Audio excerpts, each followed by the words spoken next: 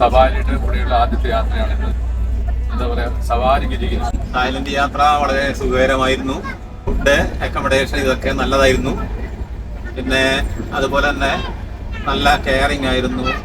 നമുക്ക് ടെൻഷനേ ഇല്ല, ഭയങ്കര ഒരു കംഫോർട്ട്, റിലാക്സ് ആണ്. അവരെല്ലാം ടൈമിൽ എല്ലാരെയും എല്ലാം കറക്റ്റ് ആയിട്ട് ചെയ്തോളും. ഫുഡ് ആയാലും അങ്ങനെ യാതൊരു ടെൻഷനില്ല.